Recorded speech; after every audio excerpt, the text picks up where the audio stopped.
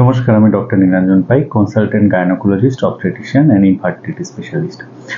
আজকে যে জিনিসটা নিয়ে আমরা আলোচনা করব, রিকারেন্ট প্রেগন্যান্সি লস বা বারবার মিসক্যারেজ হয়ে যাওয়া। তার মধ্যে 2 বা তার অধিকবার মিসক্যারেজ হয়ে যায়, তখন সেটাকে বলি রিকারেন্ট প্রেগন্যান্সি লস বা রিকারেন্ট মিসক্যারেজ। এবারে রিকারেন্ট মিসক্যারেজের পেছনে কিছু কিছু কারণ রয়েছে। সেই কারণগুলোকে যদি আমরা না জেনে আবার ফিউচারে প্রেগন্যান্সি ট্রাই করি, তাহলে কিন্তু তার রেজাল্ট একই রকম হওয়ার বা আবার মিসক্যারেজ হওয়ার সম্ভাবনা কিন্তু সেক্ষেত্রে থেকেই যায়। দেখা গেছে যাদের এরকম বারবার মিসক্যারেজ হয়, তার পিছনে যে কারণগুলো, তার মোস্ট কমন কারণ হচ্ছে গিয়ে ক্রোমোজোমাল অ্যাবনর্মালিটি। গর্ভস্থ ভ্রূণের যদি ক্রোমোজোমালি সে যদি অ্যাবনর্মাল থাকে, নেচার তাকে অ্যাবর্ট করে দেয় বা সেক্ষেত্রে তার গর্ভপাত ঘটে। তো সুতরাং দেখতে রাখবে আমার ক্রোমোজোমালি কোনো অ্যাবনর্মালিটি রয়েছে কিনা, বাবা এবং মায়ের কোনো ক্রোমোজোমাল অ্যাবনর্মালিটি কোনো কিছু দেখা যাচ্ছে কিনা।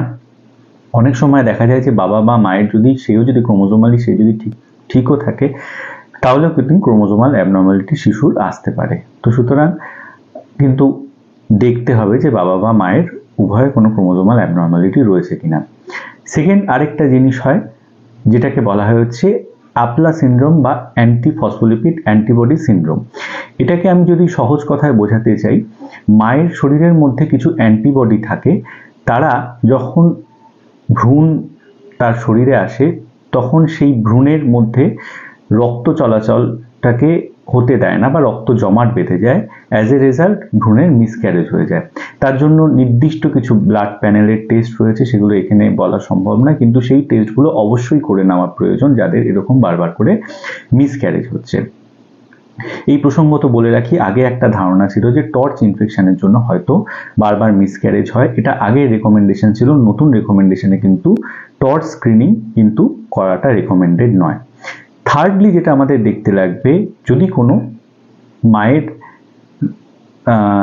ইউটেরাস বা জরায়ুর যদি কোনো গঠনগত কোনো অ্যাবনর্মালিটি কোনো কিছু থেকে থাকে। গঠনগত অ্যাবনর্মালিটি কি? যেমন আমি রিসেন্টলি আমার কয়েকজন পেশেন্টকে দেখলাম, তারা আনডায়াগনোজ ছিল। 2বার বা 3বার যখন তাদের মিসক্যারেজ হয়ে গেছে, তখন তাদের দেখা যাচ্ছে যে তাদের মধ্যে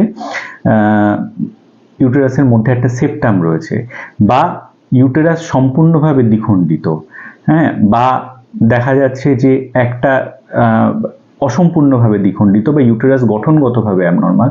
তাহলে সেই ক্ষেত্রে যদি ইউটেরাসে যদি গঠনগত ত্রুটি থাকে, তাহলেও কিন্তু বারবার করে তার প্রেগন্যান্সি আসবে, আসার পর কিন্তু মিসক্যারেজ হয়ে যাবে। ফোর্থ যে কারণের জন্য হতে পারে, অনেকগুলো কারণের মধ্যে আমি কয়েকটা কারণ, মেজর যে কারণগুলো হয় সেগুলোকে আলোচনা করার চেষ্টা করছি।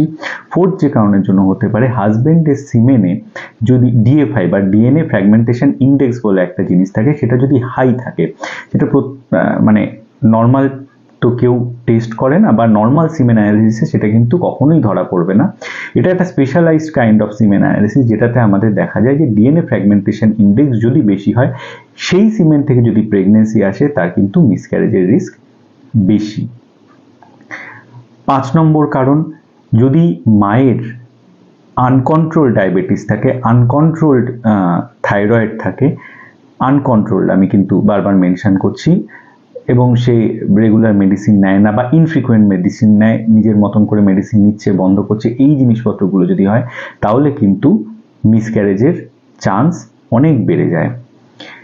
চতুর্থত মানে আরও একটা মেজর কারণ হচ্ছে, যদি ডিম্বাণুর কোয়ালিটি যদি খারাপ থাকে। ডিম্বাণুর কোয়ালিটি কখন খারাপ থাকবে? অনেকগুলো কারণের জন্য খারাপ হতে পারে। এই সংক্ষিপ্ত জায়গায় আমার এই বিস্তারিত আলোচনা করা সম্ভব নয়, কিন্তু মোস্ট অফ দ্য কেসেসে যখন মায়ের বয়স বেড়ে যায়, তখন কিন্তু ক্রোমোজোমাল অ্যাবনর্মালিটি হওয়ার চান্সেস তখন সেই ডিম্বাণুর থেকে হওয়ার চান্স অনেক বেশি থাকে।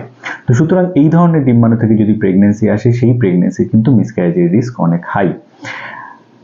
সর্বশেষে আমি একটা কথাই বলি যে যাদের এরকম বারবার করে প্রেগন্যান্সি লস হচ্ছে বা রিকারেন্ট প্রেগন্যান্সি লস হচ্ছে, আরেকটা কারণ আমি বলে দিই, সেটা প্রথম 12 সপ্তাহের মধ্যে নয়, 12 সপ্তাহ পরে যদি মিসক্যারেজ হয়, অনেক সময় দেখা যায় যে সার্ভাইকাল ইনকম্পিটেন্সি বা জরায়ুর মুখের দুর্বলতা, মানে যখন ভ্রূণ আস্তে আস্তে বড় হচ্ছে জরায়ু সেটাকে ধরে রাখতে পারছে না, বের করে দিচ্ছে, এই একটা অ্যাবনর্মালিটির কারণেও কিন্তু বারবার করে প্রেগনেন্সি লস হতে পারে, কিন্তু সেটা প্রথম 12 সপ্তাহের মধ্যে জেনারেলি হয় না, তার পরের দিকে হয়।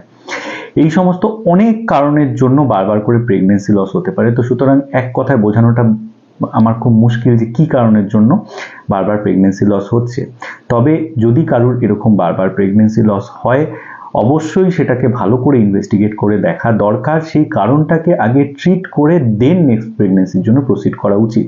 না হলে কিন্তু বারবার আপনার প্রেগনেন্সি আসবে, আপনি হয়তো ভাগ্যের আশায় প্রেগনেন্সি নিচ্ছেন, প্রেগনেন্সি চলে আসছে, যেটা খুবই ভালো খবর, কিন্তু সেই প্রেগনেন্সি যখন মিসক্যারেজ হয়ে যায় সেটা কিন্তু আরও বেশি বেদনাদায়ক। তো সুতরাং প্রথমে সেই কারণটাকে খুঁজে বার করে তার প্রপার ট্রিটমেন্ট করে ভবিষ্যতে প্রেগনেন্সি নেওয়া, এটাই কিন্তু অ্যাডভাইজেবল।